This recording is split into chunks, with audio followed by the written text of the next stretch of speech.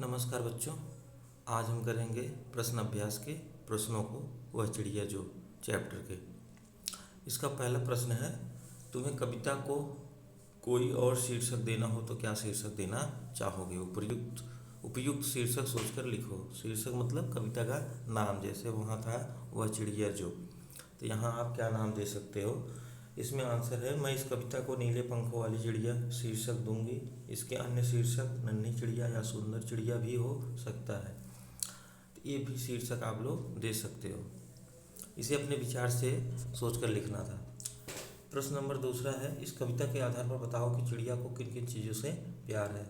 चिड़िया को खेतों में लगी जौ बाजरे की फलियों से, जंगल से, और जिस नदी से वह ठंडा और मीठे पानी पीती है उससे प्यार है। उसे जंगल में मधुर स्वर में गाना भी अच्छा लगता है।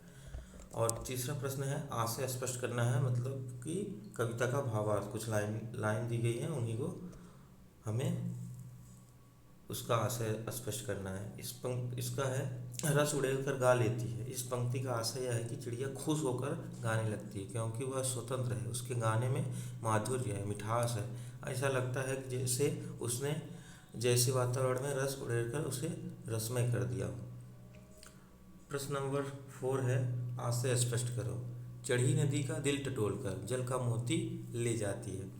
इस पंक्ति का आशय है कि चिड़िया ऐसी ही नदी से जल कर लेकर अपनी प्यास नहीं बुझाती, वह पहले उफनती हुई नदी का मन टटोलती है, मतलब जो नदी पहले भरी हुई है लबालब, और उसकी इच्छा का भी ध्यान रखती है। अंत में अपनी कार्य कुशलता से जल राशि के बीच स्थित जल के मोती को ढूंढ लेती है, मतलब जल की बूंदों को ढूंढ लेती है, क्योंकि उस जल से चिड़िया की प्यास बुझती है, इसलिए पानी मोती के समान अमूल्य है।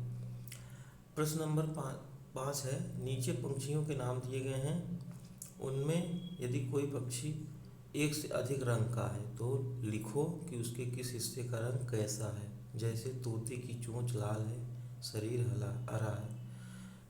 कुछ पक्षी के नाम दिए हैं, मैना, कौवा, बतख, कबूतर। मैना के हल्के काले रंग की होती है और गर्दन पर हल्के धब्बे होते हैं। कौवा काले रंग का होता है, इसके पंख कहीं कहीं गहरे व कहीं कहीं हल्के काले होते हैं। बतख की चोंच व पाँव हल्के पीले रंग के होते हैं, वह पूरा शरीर सफ़ेद पंखों से ढका होता है।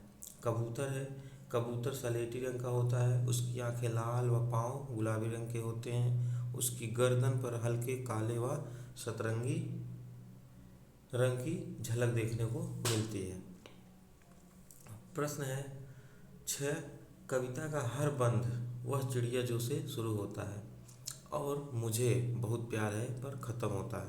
तुम भी दी गई इन पंक्तियों का प्रयोग करते हुए अपनी कल्पना से, अपने अनुमान से कविता में कुछ नए बंद जोड़ो। वह चिड़िया जो गाती, मुझे उड़ना बेशुमार है, देखना हर एक गांव है, बनाने मित्र हजार हैं, मुझे जीवन से बहुत प्यार है। आगे है भाषा की बात, जो आपके इस चैप्टर में व्याकरण के से संबंधित हैं, उसी को बोलते हैं भाषा की बात। प्रश्न है 7, पंखों वाली चिड़िया ऊपर वाली दराज। नीले पंखों वाली चिड़िया वो सबसे ऊपर वाली दराज, यहाँ अंडरलाइन करके दिखाया गया है। ये जो अंडरलाइन है इनको कहा रहा है यहाँ इसमें कि यहाँ रेखांकित शब्द विशेषण का काम कर रहे हैं। अगले पृष्ठ पर वाला वाली जोड़कर बनने वाले कुछ और विशेषण दिए गए हैं। ऊपर दिए गए उदाहरणों की तरह इनके आगे एक एक विशेषण और जोड़ो। जैसे दिया गया है आपका प्रश्न, मोरों वाला बाग, पेड़ों वाला घर, फूलों वाली क्यारी, खादी वाला कुर्ता, रोने वाला बच्चा, मूँछों वाला आदमी। इनके आगे क्या भरा जाएगा? सुंदर मोरों वाला बाग, हरे भरे पेड़ों वाला घर, सफ़ेद खादी वाला कुर्ता, बिलख बिलख कर रोने वाला बच्चा, बड़ी मूँछों वाला आदमी। ये बड़ी जो है ये इनकी विशेषता है एक। अब प्रश्न 8 है, वह चिड़िया, फिर है यहाँ खाली जगह दिया है, वह चिड़िया जुंडी के दाने रुचि से, फिर खाली जगह खा लेती है, वह चिड़िया फिर रस उड़ेल कर गा लेती है।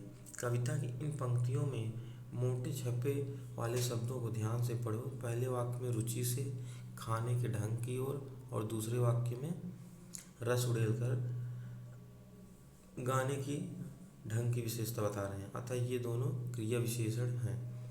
नीचे दिए वाक्यों में कार्य के ढंग या रीति से संबंधित क्रिया विशेषण छांटो। जैसे कुछ प्रश्न दिए हैं, इनमें हमें क्रिया विशेषण पहचानना है। प्रश्न का है, सोनाली जल्दी जल्दी मुंह में लड्डू ठूसने लगी। खा है, गेंद लुढ़कती हुई झाड़ियों में चली गई। भूकंप के बाद जनजीवन धीरे धीरे सामान्य होने लगा। कोई सफ़ेद सी चीज धप से आंगन में गिरी। टॉमी फुर्ती से चोर पर झपटा। तेजिंदर सहम कर कोने में बैठ गया। आज अचानक ठंड बढ़ गई। इसमें हमें क्रिया विशेषण पहचानना है। यहाँ पहले प्रश्न का आंसर है या क्रिया विशेषण है इसमें जल्दी जल्दी। खा में है लुढ़कती हुई। गा में है धीरे धीरे। घा में है धप से। और ङा में है फुर्ती से। चा में है सहम कर। छ में है अचानक। आज अचानक ठंड बढ़ गई। ठंड तो बढ़ रही है लेकिन अचानक से बढ़ी। आगे का कुछ प्रश्न होंगे। यहाँ सारे प्रश्न यहाँ समाप्त होते हैं बच्चों। इन प्रश्नों को आप अच्छे से नोट डाउन कर लेना। धन्यवाद।